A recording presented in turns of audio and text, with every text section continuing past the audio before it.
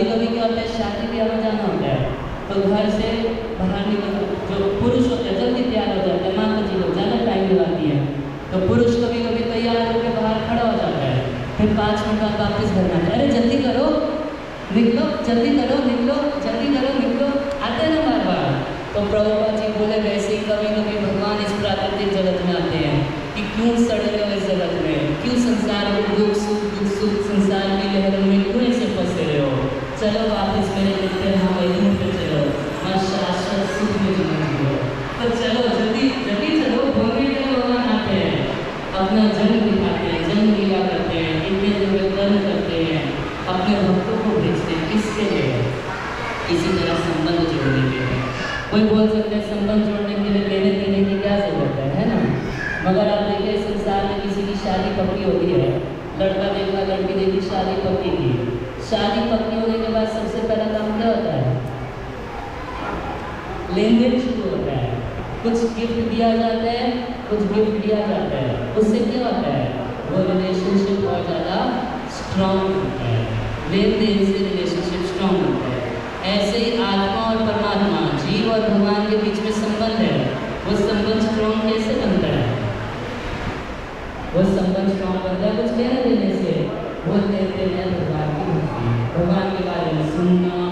उनका कीर्तन करना, उनकी पूजा करना, उनका स्मरण करना, जो लब्धा भक्ति है, श्रवणम कीर्तनम विष्णु स्मरणम पासेवनम अर्चनम वंदनम दास्यम सात्यम आत्मनिर्भरम, ये 9 प्रकार की भक्ति है। ये भक्ति करने से एक जुगाड़ है, जैसे हम कोई चीज़ को ठीक करने के लिए जुगाड़ लगाते हैं, तो भगवान से अपने संबंध को ठीक करने के लिए जुगाड़ है, भगवान के बारे में सुनना एक जुगाड़, भगवान का कीर्तन करना दूसरा जुगाड़, भगवान का स्मरण करना तीसरा जुगाड़, भगवान को कुछ प्रार्थना करना वंदनम चौथा जुगाड़, भगवान की पूजा करना, उनके लिए कुछ फूल लाना, तुलसी लाना, कुछ सेवा ढूंढना, सेवा करना, तो चौथा जुगाड़, भगवान के मंदिर तक आना, पाद सेवना, भगवान की परिक्रमा करना, उनके चरणों को दबाना, छठा जुगाड़, हनुमान जी जैसे दास भगवान की सेवा करना, ये 7वां जुगाड़, अर्जुन जैसे भगवान से मित्रता करना, ये 8वां जुगाड़, और बलि महाराज जैसे अपना सब कुछ भगवान को अर्पण कर देना, आत्मनिर्भर, ये 9वां जुगाड़। ये सारे जुगाड़ है किसके लिए, आत्मा परमात्मा के संबंध को और ज़्यादा गाढ़ करने के लिए। अब कोई पूछे संबंध गाढ़ करने से क्या हो जाएगा,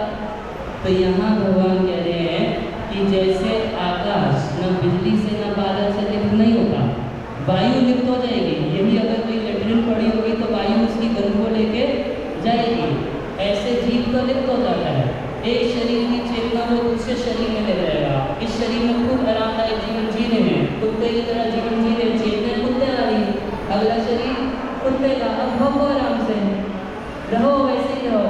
तो हम तो एक शरीर से दूसरे शरीर में चेतना लेके जा रहे हैं, मगर भगवान उसमें लिप्त नहीं होते, और यदि हम भक्ति करते हैं, भगवान से अपने संबंध को गाढ़ा कर लेते हैं, तो वो आत्मा भी इन चीज़ों से लिप्त नहीं होती, संसार में फ्री है, कहीं भी जाने को समझ गए। अरे किसी का कोई प्रश्न,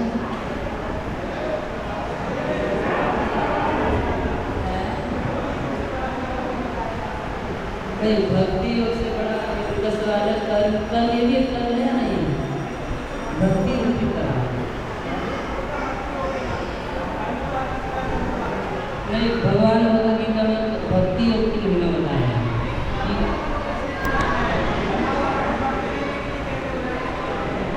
कर्म करने के लिए नहीं बोले अर्जुन को, अंतिम बात क्या बोलेगी बात,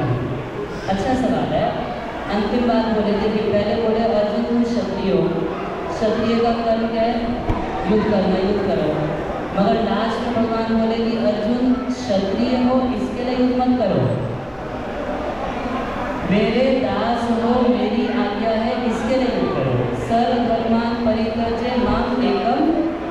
ये अंतिम बात बोले ना कि ये जो तुम क्षत्रिय धर्म मानते हो, क्षत्रिय क्या धर्म है, युद्ध करो, मैं क्षत्रिय हूँ, मेरा धर्म है युद्ध करो, इससे लिप्त होगा, ये भावना पड़ेगी मैं क्षत्रिय हूँ, मगर ये भावना छोड़ के मैं प्रभु का दास हूँ, उनकी आज्ञा है युद्ध करो, तो इसमें बंधन नहीं,